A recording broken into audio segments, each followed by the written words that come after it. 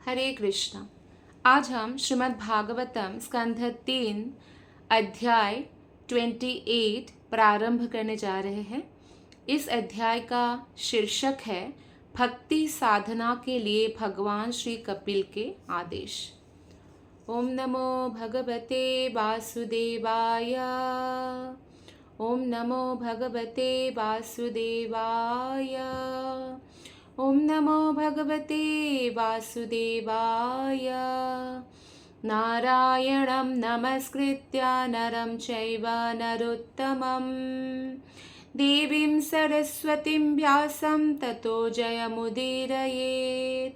नष्टप्रायेषु अभद्रेषु नित्यं भागवत सेवया भगवतीरुत्तमश्लोके भक्तिर्भवति नष्टिके।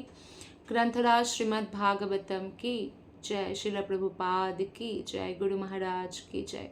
आप सभी वैष्णव भक्त वृंद की जय। श्लोक नंबर 1। श्री भगवानुवाच योगस्य लक्षणं वक्षे सबीजस्य नृपात्मजे मनो येनैव विधिना प्रसन्नं याति सत्पथम्। अनुवाद और तात्पर्य श्रील प्रभुपाद के द्वारा। श्रील प्रभुपाद की जय। अनुवाद। श्री भगवान ने कहा, हे माता, हे राजपुत्री, अब मैं आपको योग की विधि बताऊंगा जिसका उद्देश्य मन को केंद्रित करना है। इस विधि का अभ्यास करने से मनुष्य प्रसन्न रहकर परम सत्य के मार्ग की ओर अग्रसर होता है। भगवान कपिल मुनि उनकी माता देवाहुति से बोल रहे हैं। भले ही वो भगवान के माता हो, पर समस्त जीव का माता और पिता एक्चुअली स्वयं भगवान होते हैं। इसलिए भगवान का जो उपदेश है ये अत्यंत प्रामाणिक है, और इसे हम जब पालन करने लगते हैं तो हमारा जीवन भगवान के कृपा से भर जाता है। तो मन को केंद्रित करना, उसकी विधि बता रहे भगवान, क्योंकि किसी भी कार्य में सफल होने के लिए मन को केंद्रित करना आवश्यक है। फॉर एग्ज़ाम्पल, किसी को कुछ बहुत बड़ा कॉम्पिटिटिव एग्ज़ाम है, उसको क्लियर करना है, तो भी उसको मन को केंद्रित करना होगा। मन को जितना हम केंद्रित करेंगे तो उतना ही वो विषय वस्तु हमें समझ में आएगा या हमारी मेमोरी में रहेगा। ठीक उसी प्रकार से जब हम भगवान में मन को केंद्रित करते हैं, हमें आध्यात्मिक जगत का जो ज्ञान है वो समझ में आने लगता है। और भगवान जो इस विधि को बताने जा रहे हैं, इस विधि का अगर कोई व्यक्ति अभ्यास करते हैं भगवान के कहे अनुसार, तो प्रसन्न रहकर परम सत्य के मार्ग की ओर अग्रसर होता है। हर व्यक्ति का यही लक्ष्य है कि वो सदा प्रसन्न रहे, और उसके लिए उसको भगवान की आज्ञा का पालन करना होता है। तात्पर्य में श्रील प्रभुपाद जी ने बताया कि योग का अभिष्ट परिणाम कोई आश्चर्यजनक योग शक्ति प्राप्त करना नहीं है। कई लोग सोचते हैं कि हम भगवान की भक्ति करें या कोई योग करें जिससे कोई सिद्धि प्राप्त करें, सब लोगों के बीच में हमारी वाहवाही हो, कोई सिद्धि प्राप्त करें जिससे लोग मतलब हमें माने, हमारे फॉलोअर्स हो। ऐसा ये उद्देश्य नहीं है। योग का जो उद्देश्य है ये आश्चर्यजनक कोई शक्ति प्राप्त करना, सिद्धि प्राप्त करना नहीं है। मनुष्य को ऐसी योग शक्ति के प्रति कभी भी तनिक भी आकृष्ट नहीं होना चाहिए। अगर आकृष्ट हो गए तो वो पूर्ण पुरुषोत्तम भगवान का साक्षात्कार नहीं कर पाएंगे। जो भी महान वैष्णव है, जैसे हनुमान जी, नारद मुनि, प्रहलाद महाराज, ऐसे बड़े बड़े जो वैष्णव गण हैं, और अभी भी ऐसे बहुत सारे वैष्णव आचार्य गण हैं, जैसे भक्ति सिद्धांत सरस्वती ठाकुर, श्रील प्रभुपाद, तो ऐसे महान जो वैष्णव हैं उनके पास बहुत सारी जो है सिद्धियां होती है। कहा जाता है कि बाकी योगियों के पास तो 1-2 सिद्धि होती है, लेकिन जो महान भक्त है भगवान के, उनके पास 8 के 8 सिद्धियां होती है। अनिमा, लघिमा, गरिमा इत्यादि। फिर भी भक्त कभी भी उन सिद्धियों का उपयोग नहीं करते हैं। सिद्धियाँ उनको हाथ जोड़कर उनके द्वार पर खड़ी रहती है और कहते हैं कृपया हमारा उपयोग कीजिए, और भक्त बोलते हैं कृपया चले जाइए, क्योंकि मुझे केवल भगवान के प्रेमा भक्ति करना है, अन्य कोई इच्छा नहीं है मेरे हृदय में, कि कोई भौतिक लालसा नहीं होता है भक्त के हृदय में। तो इसकी पुष्टि श्रीमद् भागवत गीता में भी हुई है। 6ठे अध्याय जो ध्यान योग पर है, उसके अंतिम श्लोक में भगवान कहते हैं कि सबसे बड़ा योगी वही है जो अपने अंतःकरण में निरंतर भगवान श्री कृष्ण के बारे में सोचता रहता है। तो उसको ही सबसे बड़ा योगी माना गया है, उसको नहीं जो सिद्धियां प्राप्त कर चुके हैं। तो यहाँ उल्लेख हुआ है कि योग विधि का पालन करने से मनुष्य प्रफुल्लित रह सकता है। भगवान कपिल जो योग के महान ज्ञानी हैं, यहाँ पर योग पद्धति का व्याख्या प्रस्तुत करते हैं, और इस योग पद्धति का जो प्रधान लक्ष्य है वो भगवान विष्णु का, कृष्ण का साक्षात्कार है। यहाँ तक कि जो पतंजलि योग पद्धति में पतंजलि मुनि भी बताते हैं कि समस्त योग के लक्ष्य भगवान परम भगवान विष्णु हैं। श्लोक नंबर 2 और 3। स्वधर्माचरणं शक्त्या विधर्माच्च निवर्तनं दैवल्लब्धेन सन्तोषा आत्मविच्चारणार्चनं ग्राम्यधर्मानिवृत्तिच्च मोक्षधर्मारतिस्तथा मितमेध्यादनं शश्वत् विविक्तक्षेमसेवनम्। मनुष्य को चाहिए कि वो अपने नियत कर्तव्य को अपनी शक्ति के अनुसार सर्वोत्तम ढंग से संपन्न करे, और जो जो कर्तव्य उसके लिए निर्दिष्ट नहीं है उन्हें ना करे। उसे ईश्वर की कृपा से जो भी लाभ प्राप्त हो उसी से संतुष्ट रहना चाहिए, और गुरु के चरण कमलों की पूजा करनी चाहिए।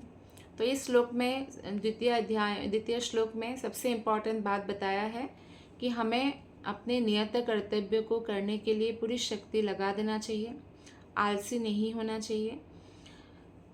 हमारे कर्मों के अनुसार हमें ये शरीर प्राप्त हुआ है। कुछ नियत कर्तव्य शरीर का है और कुछ नियत कर्तव्य आत्मा का है। आत्मा का जो नियत कर्तव्य है वो प्रधान है, और शरीर का नियत कर्तव्य गौण है। फिर भी क्योंकि भौतिक संसार में एक मनुष्य का शरीर आत्मा को प्राप्त हुआ है, तो इसलिए जो भी शरीर का भी नियत कर्तव्य है उसको भी कृष्ण के प्रति समर्पित करते हुए फल को उनको पूरी शक्ति के साथ, कैपेसिटी के साथ, उनको जितना उनका कैपेसिटी है सर्वोत्तम ढंग से संपन्न करना चाहिए। कई बार हम बहुत ज़्यादा फल के बारे में अगर सोचने लग जाते हैं तो हमें हमारे मन को वही रोक लेना चाहिए, क्योंकि फल के बारे में सोचते ही हम कर्म बंधन में पड़ जाएंगे। तो इसलिए हमें भगवान की प्रसन्नता के लिए अपने कर्तव्यों का पालन करना चाहिए, और जो कर्तव्य हमारे लिए निर्दिष्ट नहीं है उन कर्तव्य को करने नहीं जाना चाहिए, उसमें समय नष्ट होगा। और भगवान की कृपा से भगवान की भक्ति करना चाहिए, और भगवान की कृपा से जो भी हमें लाभ मिलता है, फल मिलता है, उसी में हमें संतुष्ट रहना चाहिए। भौतिक संसार में भी आप देखिए, जो व्यक्ति बहुत किचकिच करते रहते हैं, कंप्लेन करते रहते हैं, आप उनके साथ रहना पसंद नहीं करते हैं, क्योंकि आप कितना भी करें वो संतुष्ट ही नहीं होता है। इसीलिए हमें ये जानना चाहिए कि भगवान को भी ऐसे ही भक्त प्रिय है, जो जितना प्राप्त हो उसमें संतोष कर अपना जो मेहनत, अपना जो परिश्रम भगवत भक्ति में आगे बढ़ने का उसको करता रहे। और यहाँ पे बहुत इम्पोर्टेंट बात जो बोला है कि हमें प्रामाणिक गुरु, जो आध्यात्मिक गुरु है, उनके चरण कमलों की पूजा करनी चाहिए। चरण कमलों की पूजा का मतलब, अगर गुरु परिव्राजक आचार्य है ना, वो तो वैरागी है, वो तो पूरे पृथ्वी में घूम घूम के प्रचार कर रहे हैं। आप उनके चरण कमल नहीं हमेशा आपको मिलेगा, फोटो में मिलेगा, वो भी हम कर सकते हैं। गुरु पूजा, चरण कमलों की पूजा, वो तो करना ही चाहिए रोज। लेकिन इसके अलावा गुरु की आज्ञा पालन जो है वो सबसे इम्पॉर्टेंट है, वो सबसे बड़ी पूजा है, वो हमें करना चाहिए। जब तक मनुष्य स्वरूप सिद्ध नहीं रहता और परमात्मा के साथ अपने संबंध को नहीं जानता है, तब तक कोई भी व्यक्ति प्रामाणिक गुरु नहीं बन सकता है। अर्थात प्रामाणिक गुरु वो है जो गुरु परंपरा में है, जो पद्म पुराण में 4 गुरु परंपरा के बारे में बताया, और साथ ही साथ जो है वो प्रामाणिक गुरु का अगर हमारे पास अभी नहीं है अवेलेबल, तो हमें उनका अन्वेषण करना चाहिए, क्योंकि कृष्ण से प्रार्थना करना चाहिए कि ऐसा प्रामाणिक गुरु हमारे जीवन में भेजे जिसके गाइडेंस पर, आदेश पर, उन उपदेशों का पालन करते हुए मैं आप तक पहुंच सकूं। तो भगवान की कृपा से हमें गुरु प्राप्त हो सकता है। कृष्ण कृपा से गुरु मिले और गुरु कृपा से कृष्ण। एक बार गुरु मिल जाते तो गुरु की आज्ञा का पालन करते हुए हमें साक्षात कृष्ण का दर्शन हो सकता है। तो गुरु से हमें हमेशा आध्यात्मिक जिज्ञासा करना चाहिए और आध्यात्मिक कार्यों को उनके जीवन से हमें सीखना चाहिए। प्रथम संस्तुति है यहाँ पे इस श्लोक में, स्वधर्म आचरणम। स्वधर्म आचरणम का अर्थ है कि मनुष्य को समाज के विशेष वर्ग के लिए संस्तुत कर्मों का पालन श्रद्धा पूर्वक करना चाहिए और अपने शक्ति के अनुसार सर्वोत्तम ढंग से करना चाहिए। ऐसा नहीं होना चाहिए कि वो अच्छे से कर सकते हैं पर नहीं, आलस कर गए, ऐसा नहीं होना चाहिए। उसे किसी दूसरे का कर्म अपने ऊपर नहीं ओढ़ लेना चाहिए। यदि वो किसी विशेष समाज या जाति में उत्पन्न हुआ है तो उनके गुण के अनुसार वो जिस कर्म के लिए बना है उस कर्म को उनको पालन करना चाहिए। किंतु यदि वो इतना भाग्यशाली है कि आध्यात्मिक पहचान के स्तर तक ऊपर उठकर समाज या जाति विशेष के जन्म की उपाधि से ऊपर उठ जाता है, तो उनकी सेवा, भगवान की सेवा ही उनका मुख्य कर्तव्य रह जाता है। ये उन स्वरूप सिद्ध व्यक्ति के लिए बताया गया है।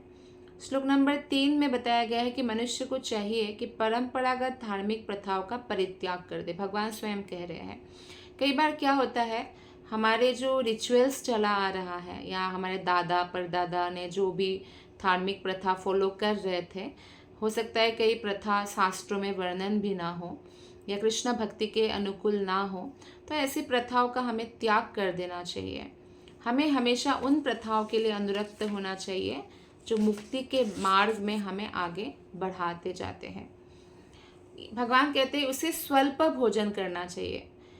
एक्चुअली आयुर्वेद के अनुसार हर व्यक्ति को, लोग बोलते हैं ना, पेट भर के खाना, पेट भर के नहीं खाना चाहिए, आधा पेट खाना चाहिए। अगर किसी को अपना बॉडी मेंटेन रखना है, जो आज के समाज में बहुत लोग चाहते हैं कि वो मोटे ना हो, मेंटेन रहे, स्मार्ट दिखे, तो ये तो हमारे आयुर्वेद शास्त्र में कहा ही गया है कि व्यक्ति को हमेशा आधा पेट भोजन करना चाहिए और बाकी आधा का जो आधा है वो पानी से और बाकी आधा हवा के लिए छोड़ देना चाहिए। इससे डाइजेशन भी बहुत अच्छे से होगा और बॉडी को उतना काफ़ी है, आधा पेट खाने से बॉडी काफ़ी अच्छे से मतलब ग्रो करेगा, हेल्थ अच्छा रहेगा।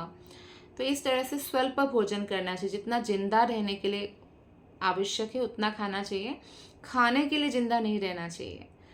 तो सदैव एकांतवास करना चाहिए। एकांतवास मतलब केवल भक्तों के संगति में ही रहना चाहिए, जिससे उसे जीवन की परम सिद्धि प्राप्त हो सके। तो यहाँ इस श्लोक में संस्तुति की गई है कि आर्थिक विकास तथा ऐन्द्रिक इच्छाओं की तुष्टि हेतु किए जाने वाले धार्मिक कार्यों से व्यक्ति को बचना चाहिए, क्योंकि कई सारे धार्मिक कार्य है कि मेरा ये हो जाए वो हो जाए इंद्रिय तृप्ति की इच्छा से। तो अगर हमें सचमुच भगवान के धाम जाना है, मुक्त होना है इस भौतिक संसार से, तो इन भौतिक इच्छाओं को हमें त्याग देना चाहिए।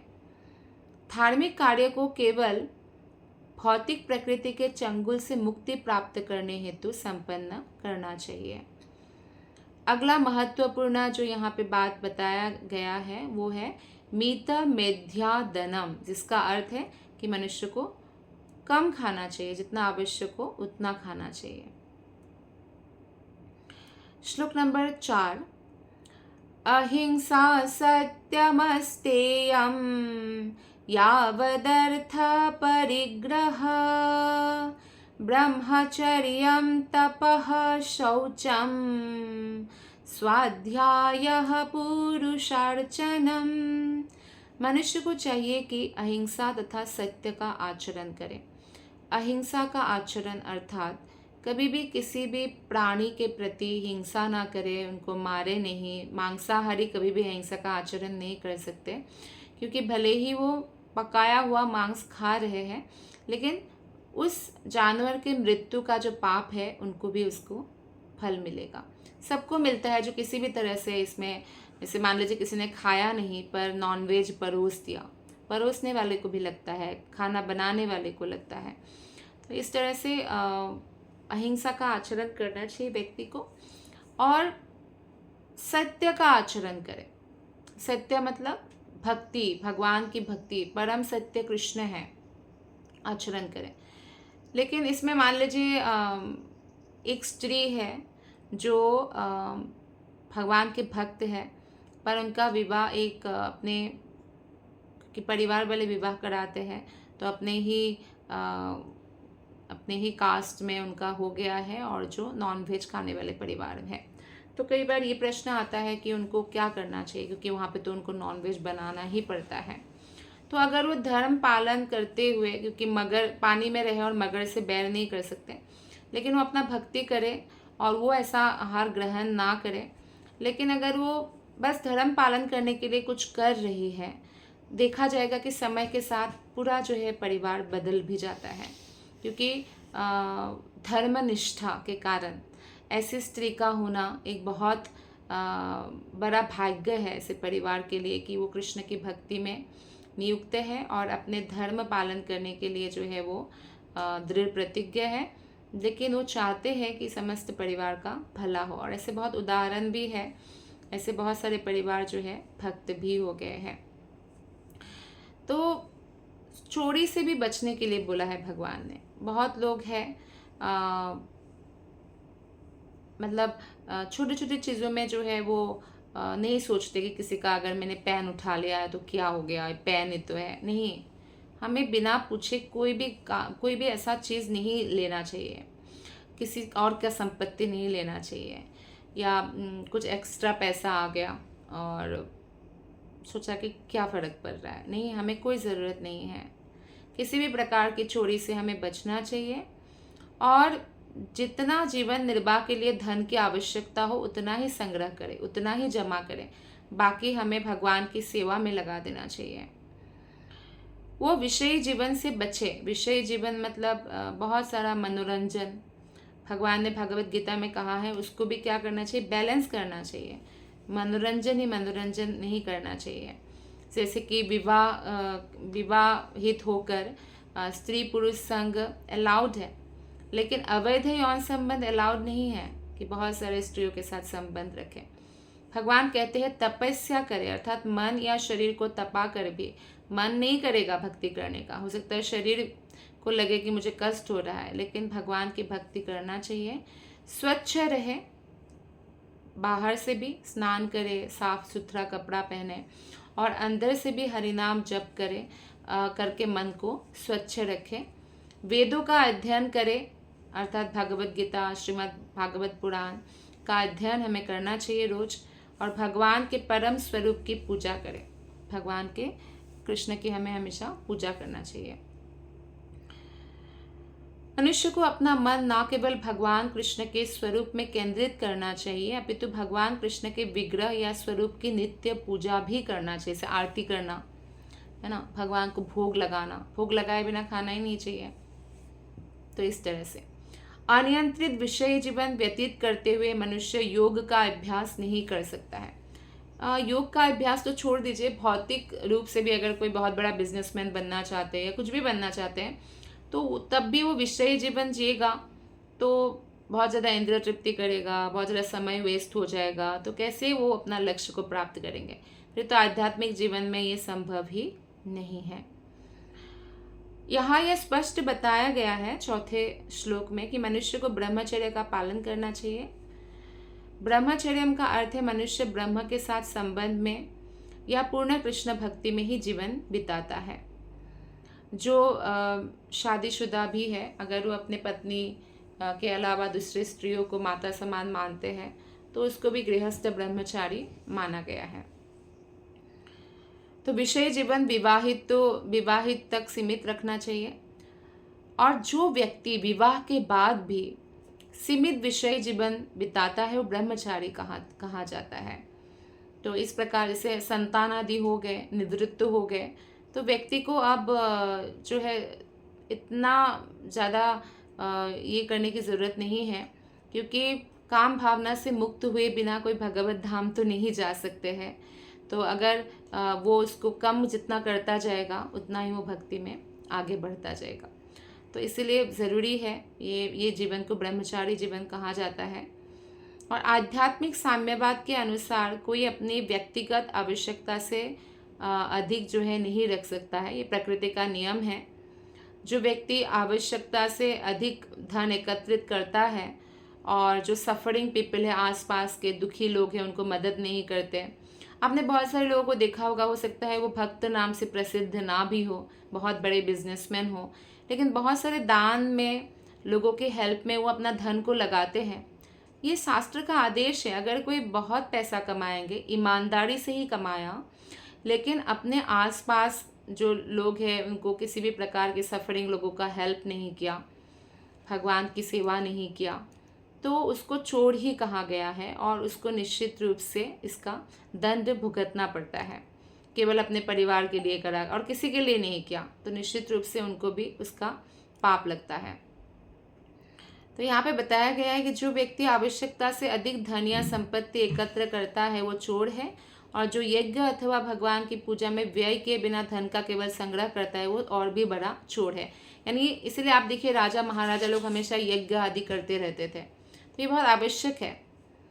स्वाध्याय का अर्थ है प्रामाणिक वैदिक शास्त्रों का अध्ययन, जो बहुत आवश्यक है, क्योंकि लगातार हमारे मन को अगर हम आहार देते रहेंगे ना ये आध्यात्मिक ज्ञान का, तो मन कभी दूषित नहीं हो सकता है। तो इसलिए आध्यात्मिक वैदिक शास्त्रों का हमें निरंतर अध्ययन करना चाहिए, श्रवण करना चाहिए। महान भक्त गौड़ीय वैष्णव संप्रदाय के आचार्य श्रील नरोत्तम दास ठाकुर कहते हैं कि आध्यात्मिक कार्यकलाप 3 साधनों से जाने जाते हैं: साधु पुरुष, आदर्श शास्त्र और गुरु। साधु, शास्त्र, गुरु से आध्यात्मिक जीवन में प्रगति करने के लिए हमें इन तीनों का महत्वपूर्ण मार्गदर्शन बहुत महत्वपूर्ण है। शास्त्रों के अध्ययन करना भी जरूरी है। शास्त्रों का अध्ययन करने से हमें पता चलेगा कि गुरु जो हमें उपदेश दे रहे हैं वो शास्त्र के अनुसार है, तो हमारी श्रद्धा जो है और ज़्यादा डीप होता जाएगा, गुरु के प्रति भी और कृष्ण के प्रति भी। अन्य साधु भी एक ही बात बोलते हैं, तो साधु से श्रवण करते हैं अन्य भक्तों से, तो भी हमें गुरु और कृष्ण के प्रति श्रद्धा दृढ़ होता जाता है। अतः योग साधने हेतु आदर्श शास्त्र को पढ़ना अनिवार्य है। आदर्श शास्त्र का मतलब कृष्ण विषयक जो ग्रंथ है, जो कृष्ण भक्त है उनके लिए कृष्ण विषयक ग्रंथ ही पढ़ना चाहिए। श्लोक नंबर 5 और 6।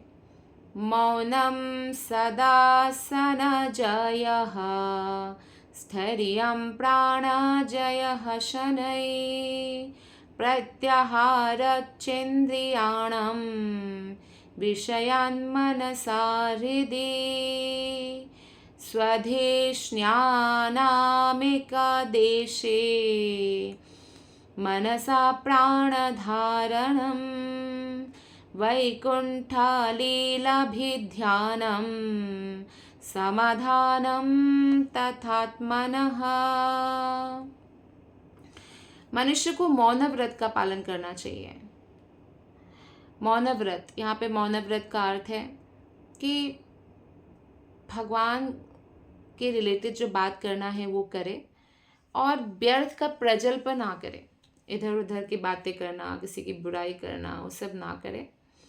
विभिन्न यौगिक आसनों के अभ्यास द्वारा स्थिरता प्राप्त करनी चाहिए। प्राणवायु का नियमन करना चाहिए। इंद्रियों को इंद्रियों के विषयों से वापस लेनी चाहिए और इस प्रकार मन को हृदय में एकाग्र करना चाहिए। तो यहाँ पे बताया गया है कि किस प्रकार व्यक्ति को अपने मन को केंद्रित करने का प्रयत्न करना चाहिए। जैसे प्राणायाम आदि है, आसन आदि है, ध्यान योग में, इन सब के माध्यम से भी धीरे धीरे मन कंट्रोल हो जाता है। जो भगवान के भक्त हैं वो हरे कृष्ण महामंत्र का जप करके, जिसको बोलते हैं मंत्र मेडिटेशन, मंत्र पर ध्यान करके मन को कंट्रोल में लाते हैं। श्लोक नंबर 6 में बताया गया है कि शरीर के भीतर शत चक्रों में से किसी एक में प्राण तथा मन को स्थिर करना और इस प्रकार से अपने मन को भगवान की दिव्य लीलाओं में केंद्रित करना समाधि या मन का समाधान कहलाता है। अगर अष्टांग योग पद्धति की भी बात करें तो उसका भी लक्ष्य यही है कि अन्य अन्य प्रकार से जो भी यम नियम आसन प्राणायाम ध्यान धारणा से सीधा समाधि में जाना है लास्ट में। और समाधि में क्या होता है कि भगवान की दिव्य लीलाओं में मन को केंद्रित करना होता है। इसी को मन का समाधान कहलाता है। शरीर के अंदर हमारे प्राण वायु के आवागमन के 6 चक्र होता है।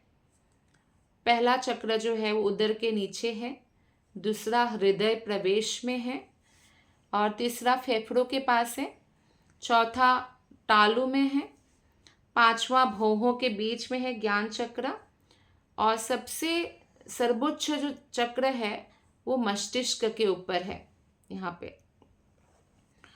तो मनुष्य को अपने मन तथा प्राणवायु के आवागमन को स्थिर करके श्री भगवान की दिव्य लीलाओं का चिंतन करना होता है।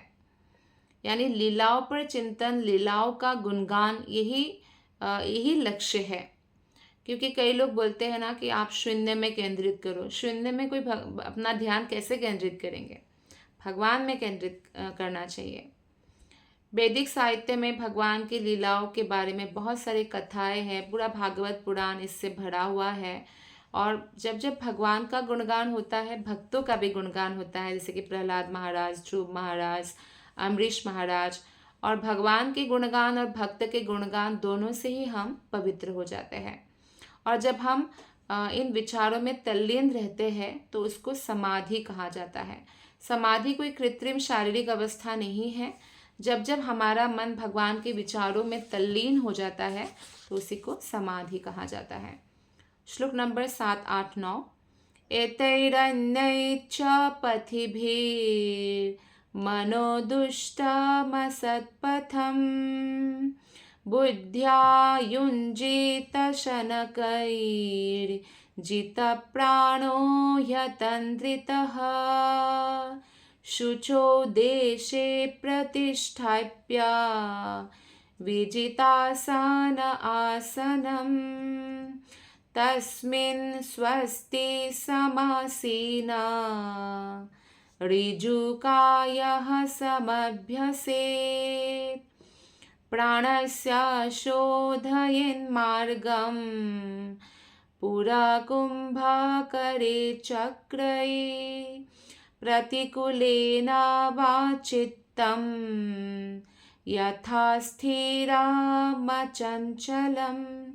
इन विधियों से या अन्य किसी यथोचित विधि से मनुष्य को दूषित तथा भौतिक भोगों की तरफ सदैव आकृष्ट होने वाले अपने चंचल मन को वश में करना चाहिए। आप देखिए, इतने जन्मों से हमारा मन भौतिक चीज़ों में लगा हुआ है, तो इसलिए इस जन्म में भी वो गंदगी में चिपकना मन का, ये तो स्वाभाविक है।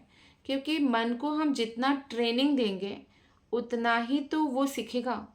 अगर हम मन को कष्ट नहीं देना है करके हम बिल्कुल ही ट्रेन नहीं करेंगे, बच्चों को कष्ट नहीं देना है करके हम बच्चों को ट्रेन नहीं करेंगे, तो आगे जाके उसको काफ़ी मुसीबतों का सामना करना पड़ेगा। इसलिए मन को ट्रेनिंग नहीं देंगे तो ब्रह्मांड में तो अनेक दुख आता रहता है। फिर वो दुख मन को तोड़ देगा, फिर वो परेशान हो जाएगा, फिर वो हमारा शत्रु बन जाएगा और हमें ही बोलेगा कि आप आत्महत्या कर लो। ऐसे बहुत लोगों के साथ हुआ है। तो इसलिए मन को हमारे बंधु बनाना है और बंधु बनाने के लिए मन को पूर्ण पुरुषोत्तम भगवान के चिंतन में स्थिर करना चाहिए। क्योंकि ये मन चंचल है और सदैव भौतिक वस्तुओं के प्रति आकृष्ट रहता है। तो इस प्रकार अपने आप को पूर्ण पुरुषोत्तम भगवान के चिंतन में हमें स्थिर करना चाहिए। मुख्य बात यहाँ पे यह है कि भौतिक आसक्ति के कारण मन कल्मशग्रस्त है, दूषित है, और उसको वश में करके हमें उसको, भले ही वो बोले नहीं अभी नहीं मुझे भागवत गीता पढ़ना है, भागवतम पढ़ना है, नहीं पढ़ना है, रोज का आप नियम बना के अगर पढ़ते हैं, रोज का नियम बना के माला करते हैं, तो मन धीरे धीरे क्या होता है, केंद्रित होने लगता है भगवान के चरण कमलों पर। तो वास्तविक योगी तो भक्त है, क्योंकि उसका मन सदैव कृष्ण लीलाओं में केंद्रित रहता है। तो कृष्ण भक्ति ही एक्चुअली सर्वोच्च योग पद्धति है। श्लोक नंबर 8 में बताया कि अपने मन तथा आसनों को वश में करने के बाद मनुष्य को चाहिए कि किसी एकांत तथा पवित्र स्थान में अपना आसन बिछा दे, उस पर शरीर को सीधा रखते हुए सुखपूर्वक आसीन होकर श्वास नियंत्रण का यानी प्राणायाम का अभ्यास करे। तो आसन के बारे में जो ध्यान योगी के लिए यहाँ पे संस्तुत किया गया है, आसन मृग छाल का, और उसके ऊपर कुशा का घास हो, और उसके ऊपर एक कॉटन का वस्त्र हो, सूती वस्त्र हो, तो इस तरह से बिठाना चाहिए। तो इसलिए ध्यान योग कलयुग के लिए प्रैक्टिकल नहीं है, क्योंकि लोग जंगल नहीं जा सकते, पहाड़ों में जाकर तपस्या नहीं कर सकते। तो भक्ति योग बहुत प्रैक्टिकल है। तो इसलिए हमें भक्ति योग के माध्यम से, हरे कृष्ण महामंत्र के माध्यम से अपने मन को वश में करने का प्रयत्न करना चाहिए। योगी को चाहिए कि प्राणवायु के मार्ग को निम्नलिखित विधि से श्वास लेकर स्वच्छ करे। पहले बहुत गहरी सांस अंदर ले, फिर उस सांस को अंदर धारण करके रखें थोड़ी देर के लिए, फिर श्वास को बाहर निकाले। या फिर इसको उलट भी कर सकते हैं, गहरी सांस जब ले और सांस को जब बाहर करें तो फिर बाहर ही रोक के रखें, फिर सांस भीतर ले। तो ऐसा इसलिए किया जाता है कि मन स्थिर हो और बाहरी अवरोधों से मुक्त हो। तो प्राणायाम करने से भी हमारे जो अंदर की बहुत सारी बीमारियों से भी व्यक्ति मुक्त होते हैं, और मन भी धीरे धीरे नियंत्रण में आने लगता है। ये प्राणायाम भी अगर किया जाता है मन को नियंत्रण करने के लिए, तो भगवान पर स्थिर करने के लिए ही मन को नियंत्रित किया जाता है, अन्य कोई इसका कारण नहीं है। और जब हम कोई भी आध्यात्मिक पद्धति को फॉलो करते हैं, तो भौतिक लाभ तो हमें अपने आप ही मिल जाता है। सवे मनः कृष्ण पदार बिंदयो, भक्त अम्बरीश जो महाराज थे, वो 24 घंटे अपने मन को भगवान श्री कृष्ण के चरण कमलों में स्थित रखते थे। कृष्ण भावनामृत की विधि में हरे कृष्ण कीर्तन किया जाता है और शब्द को ध्यान पूर्वक सुना जाता है, क्योंकि कृष्ण का नाम जो है वो दिव्य ध्वनि है। आप देखिए, अम्बरीश महाराज एक राजा थे, ना कोई जंगल में जाके उन्होंने कुछ तपस्या किया ऐसा जैसे कि विश्वामित्र मुनि ने किया, लेकिन फिर भी जब विश्वामित्र मुनि और अम्बरीश महाराज की कथा आती है, ये भगवान साबित करते हैं कि एक योगी से श्रेष्ठ, जो ध्यान योगी है उससे श्रेष्ठ है एक भक्त, जो राजा भी है, अपना कर्तव्य भी पालन कर रहे हैं, और फिर भी जो है वो महान पद पर स्थित है कि भगवान की सुदर्शन स्वयं उनकी रक्षा करने के लिए आते हैं।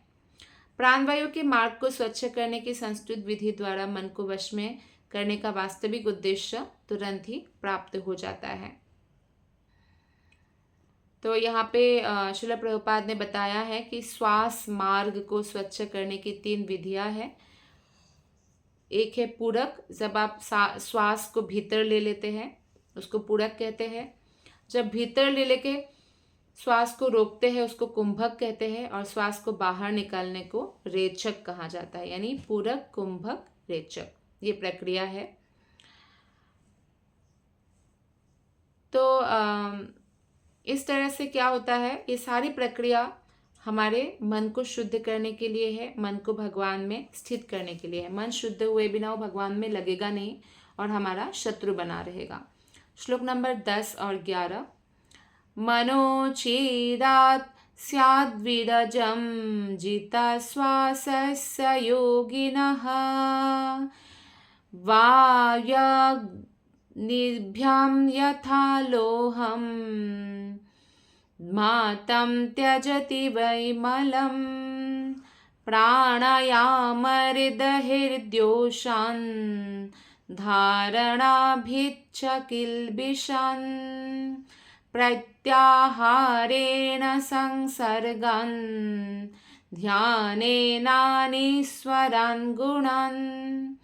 जो योगी ऐसे प्राणायाम का अभ्यास करते हैं वे तुरंत समस्त मानसिक उद्वेगों से उसी प्रकार मुक्त हो जाता है जिस प्रकार हवा की फुहार से अग्नि में रखा सोना संपूर्ण अशुद्धियों से रहित हो जाता है। सोने को शुद्ध करते हैं अग्नि में जलाकर, है ना। तो इस तरह से जो व्यक्ति मन को केंद्रित करने के लिए ये सारे अभ्यास करते हैं उनका मन भी भौतिक जो उद्वेग है, मानसिक जो उद्वेग है, उससे मुक्त हो जाता है। जैसे ही कोई भगवान के नाम का कीर्तन करना प्रारंभ करते हैं तो मन में जो जमी हुई मैल है ना, वो तुरंत उड़ जाता है, शुद्ध हो जाता है। श्लोक नंबर 11 में बताया गया है अनुवाद में, प्राणायाम के अभ्यास से मनुष्य अपने शारीरिक दोषों को समूल नष्ट कर सकता है और अपने मन को एकाग्र करने से वो समस्त पाप कर्मों से मुक्त हो सकता है। इंद्रियों को वश में करने से मनुष्य भौतिक संसर्ग से अपने आप को मुक्त कर सकता है और पूर्ण पुरुषोत्तम भगवान का ध्यान करने से वो भौतिक आसक्ति के तीनों गुणों से मुक्त हो जाते हैं। तो ये बहुत इम्पॉर्टेंट है कि भगवान श्री कृष्ण पर जब हम ध्यान करते हैं तो सत्वगुण, रजोगुण, तमोगुण का जो प्रभाव है जिससे मुक्त होना असंभव है इस भौतिक संसार में, तो हम मुक्त हो जाते हैं। आयुर्विज्ञान के अनुसार, आयुर्वेद के अनुसार कफ, पित्त, वायु, ये शरीर का इसमें संतुलन बना रहना चाहिए। एक का बढ़ जाने से या घट जाने से भी तबीयत खराब हो जाती है। तो जो ये प्राणायाम करते हैं या आसन आदि करते हैं तो इससे इन तीनों का संतुलन बना रहता है। और देखिए हमारे सभी के लिए बहुत आवश्यक है कि हम अपने शरीर का भी ध्यान रखें, क्योंकि जो मनुष्य शरीर है ये भगवान का हमारे लिए उपहार है, ताकि हम भक्ति करते हुए भगवत धाम में प्रवेश पा सके। ये एक प्रकार का द्वार है कृष्ण तक पहुंचने का। तो इस युग में भक्ति योग का अभ्यास ही अधिक सुगम है, यहाँ पे ऐसा बताया गया है।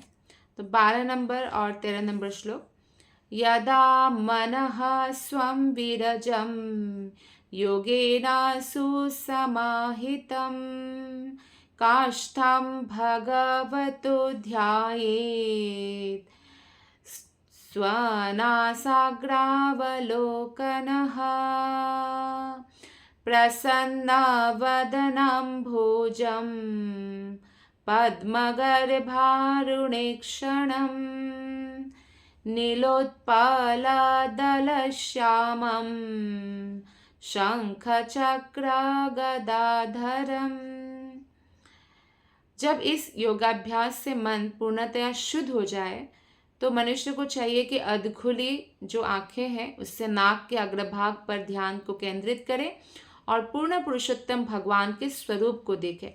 तो जो योगी अपने नाक के अग्रभाग में अपने ध्यान को केंद्रित करते हैं तो उसमें भी भगवान का ही ध्यान करने के लिए बोला गया है। ऐसा नहीं कि नाक के अग्रभाग को, इसमें अगर कोई आंखों का एक्सरसाइज हो रहा है या कुछ और सिद्धि प्राप्त करने के लिए वो इच्छा कर रहे हैं, इसके लिए नहीं बताया कपिल मुनि ने। भगवान कपिल ने कहा कि भगवान के स्वरूप का दर्शन करे, भगवान में मन को एकाग्र करे।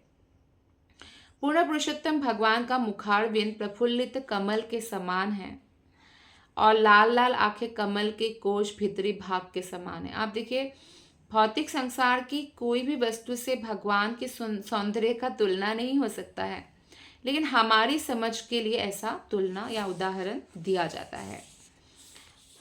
उनका श्यामल शरीर नील कमल की पंखुड़ियों के सदृश है। कमल नीला भी होता है, तो उनके पंखुड़ियों के सदृश है भगवान का शरीर का जो रंग है। वे अपने 3 हाथों में शंख, चक्र तथा गदा धारण किए हैं।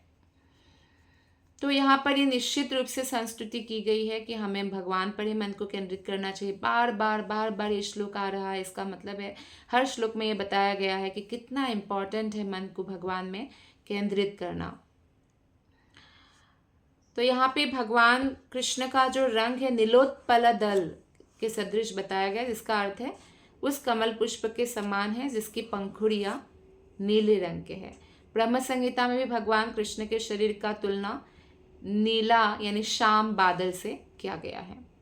श्लोक नंबर 14 और 15। लसत् पंकज किंचल्का पीतकौशेयवाससं श्रीवत्सवक्षसम्भ्राजत् कौस्तुभामुक्तकन्धरम् मत्तद्वीरेफकलया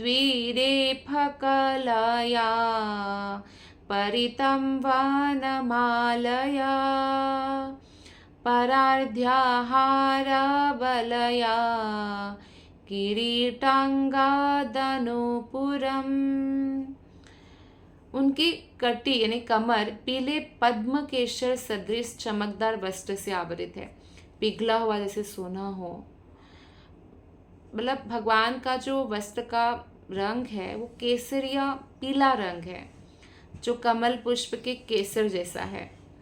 उनके वक्षस्थल पर श्रीवत्स चिन्ह है, जो जैसे श्वेत बालों का गुच्छा है। ऐसा नहीं भौतिक जगत में जो वाइट बाल है, ऐसा बहुत दिव्य सुंदर ऐसा। उनके गले में चमचमाती कौस्तुभ मणि लटक रही है। तो भगवान क्या पहनते हैं, तो इससे हमारा भगवान के बारे में जो है भगवान के रूप के बारे में जानना और भी आसान हो जाता है कि भगवान कैसा कैसा अलंकार धारण करते हैं। वे अपने गले में वन पुष्पों की आकर्षक माला भी धारण करते हैं। 5 प्रकार के सुंदर सुगंधित वन पुष्प से जब माला बनाते हैं तो उसको वैजयंती माला कहा जाता है। तो वैजयंती माला धारण करते हैं, अनेक अनेक प्रकार के वन पुष्प, जो वन में मिला हुआ सुंदर सुगंधित पुष्प से बना हुआ माला, जिसकी सुगंध से मतवाले भौरे के झुंड माला के चारों ओर गुंजन करते हैं। अब देखिए भौतिक संसार में तो फूल मुरझा जाते हैं और या आपने तोड़ लिया तो थोड़ी देर बाद सुगंध भी गायब हो जाता है। आध्यात्मिक संसार में ऐसा नहीं होता है। फूल तोड़ने के बाद भी वो हमेशा ताज़ा ही रहता है। इसलिए भौरे हमेशा भगवान के आसपास जो है गुंजन करते हुए भगवान के माला के आसपास जो है भ्रमण करते हैं। और जो आध्यात्मिक जगत के जो भौरे हैं वो यहाँ के भौरों की तरह इरिटेट नहीं करते हैं, बल्कि एक मधुर गीत निकलता है, गुंजन निकलता है, जिसको सुनकर भगवान को आनंद आता है। तो भगवान को आनंद ही प्रदान करने के लिए वो भौरे भी भक्त है। नहीं तो आध्यात्मिक जगत में जितने भी जीवात्माएं हैं, कोई भौरा, कोई फ्लावर, कोई भगवान की लकुटी, कोई गैया, कोई उनके माता यशोदा, तो ऐसे अलग अलग सेवा में सब लोग लगे हुए और सबको आनंद भगवान प्रदान करते हैं। वे मोती की माला, मुकुट, एक जोड़ी कंगन, बाजूबंद और नुपुर से अत्युत्तम रूप से सुशोभित है। आध्यात्मिक जगत में जो वृक्ष है, फ्लावर है, सब दिव्य होते हैं। दिव्यता की विशिष्टता यह है कि प्रत्येक वस्तु शाश्वत और अक्षय है। किसी वस्तु से कोई वस्तु निकालने के बाद भी वो पूर्ण ही रहता है, वैसा ही बना रहता है, घटता कुछ नहीं है। वैकुंठ में एक से एक घटाने में भी एक ही बचता है, जोड़ने में भी एक ही मिलता है। अर्थात भगवान की कृपा से पूरे आध्यात्मिक जगत जो है चेतन है, वहाँ पे कोई भी जड़ वस्तु नहीं है। जैसे यहाँ पे हमें जड़, सब बहुत सारी चीज़ें जड़ मिलता है। तो शरीर से अगर हमारी आत्मा निकल जाए तो वो भी जड़ हो जाता है। श्लोक नंबर 16 और 17 पढ़कर आज हम कथा को यही विराम देंगे। कांची गुणोल्लसशृङ्गिं हृदयाम्भोजविष्टरं दर्शनीयतमं शान्तं मनोनयनवर्धनम् अपि च दर्शनं शश्वत् सर्वलोकनमस्कृतं संतं वयसि कैशोरे भृत्यानुग्रहकातरम। भगवान के कमर तथा नितंब पर करधनी पड़ी है और वे अपने भक्तों के हृदय रूपी कमल पर खड़े हुए हैं। भगवान परमात्मा रूप में हर भक्त के हृदय में निवास कर रहे हैं और भक्त ही उनको हृदय में दर्शन कर पाते हैं। वे भगवान देखने में अत्यंत मोहक है और उनका प्रशांत स्वरूप देखने वाले भक्तों के नेत्रों को तथा आत्माओं को आनंदित करने वाले हैं। भगवान इतने सुंदर हैं कि कोई अगर भगवान का दर्शन कर ले तो वो संसार की किसी भी सुंदरता के प्रति आकृष्ट नहीं होते हैं। यही कारण है कि भक्त लोग ऐसे सीनरी देखने या प्राकृतिक सुंदरता देखने के प्रति बहुत आकृष्ट नहीं होते हैं। वो वृंदावन मथुरा जाने में, द्वारकापुरी जाने में, जगन्नाथपुरी जाने में, मायापुर धाम जाने में आकृष्ट होते हैं। जब भी उनको समय मिलता है वो सोचते हैं कि धाम वास मिल जाए, भक्ति उनका बढ़ाने का वो समय होता है। और तो इस श्लोक में प्रयुक्त दर्शनीयतमम शब्द का अर्थ यह है कि श्री भगवान इतने सुंदर है कि भक्त योगी उनके अतिरिक्त कुछ देखना ही नहीं चाहते हैं। तो भगवान के दर्शन से सारे सुंदर वस्तुओं की जो देखने की हमारे अंदर चाह होती है वो पूर्ण हो जाता है। तो इसलिए श्रील प्रभुपाद ने तात्पर्य में बताया है कि निराकार जो ध्यान है, तो बोलते हैं शून्य में ध्यान करो, वो व्यर्थ का श्रम है, क्योंकि उस श्रम से भगवान तक हम नहीं पहुंच सकते। भगवान का एक स्वरूप है और उस स्वरूप का दर्शन कर पाना भक्ति के बिना संभव ही नहीं है। श्री भगवान शाश्वत रूप से अत्यंत सुंदर है और प्रत्येक लोक के समस्त निवासियों द्वारा पूजित है। भगवान चिर युवा रहते हैं। भले ही अर्जुन के साथ जब कुरुक्षेत्र युद्ध में थे कृष्ण 80 साल से ऊपर के थे, पर वो बूढ़े नहीं दिखते थे, वो हमेशा तरुण दिखते हैं, हमेशा यंग। अपने भक्तों को आशीष देने हेतु भी वो हमेशा उत्सुक रहते हैं, आशीर्वाद देने के लिए। हम भगवान के पास बहुत लोग नहीं जाते हैं, लेकिन कृष्ण के पास अगर कोई जाए और कृष्ण से आशीर्वाद मांगे तो कृष्ण उत्सुक रहते हैं आशीर्वाद देने के लिए। यहाँ पे सर्वलोक का नमस्कृतम का अर्थ है कि प्रत्येक लोक के प्रत्येक प्राणी द्वारा भगवान पूज्य है, इसलिए हमें भगवान की आराधना करनी चाहिए। भगवान की भाव भंगिमा से, जब भगवान आप देखिए हाथ ऐसे करके आशीष देने की मुद्रा में होते हैं, तो इससे हम देखते हैं कि भगवान अत्यंत कृपालु है और वो हमेशा कृपा करने के लिए तैयार रहते हैं। भगवान सब पर समान भाव रखते हैं, लेकिन असुरों को दंडित भी करते हैं। भगवान की गदा का नाम है कौमुदकी, जो रक्त से सना हुआ है, क्योंकि उसमें असुरों का रक्त है। जैसे माता दंडित करके पुत्र को जो है सही मार्ग में ले आती है ताकि उसका जीवन अच्छा हो, ऐसे भगवान भी दंडित करते हैं, लेकिन फिर भी समान भाव रखते हैं, असुर हो चाहे भक्त हो। भक्त पर विशेष कृपालु है भगवान, क्योंकि वो भगवान की आज्ञा का पालन करते हैं, अपने कल्याण के लिए वो कार्य करते हैं। और असुर जो है खुद भी अपने कल्याण के लिए कार्य नहीं करते और दूसरों को भी भटकाते हैं। भक्त पूर्ण पुरुषोत्तम भगवान की सेवा करने के लिए हमेशा उत्सुक रहते हैं। उसी प्रकार श्री भगवान भी अपने शुद्ध भक्त के ऊपर आशीषों की, आशीर्वादों की वर्षा करने के लिए बहुत उत्सुक रहते हैं, क्योंकि जैसे भक्त भगवान से प्रेम करते हैं और भगवान भी भक्त से प्रेम करते हैं। तो इसी के साथ आज की कथा को हम यही विराम देंगे। आप सबका हृदय से बहुत बहुत धन्यवाद। हरे कृष्णा।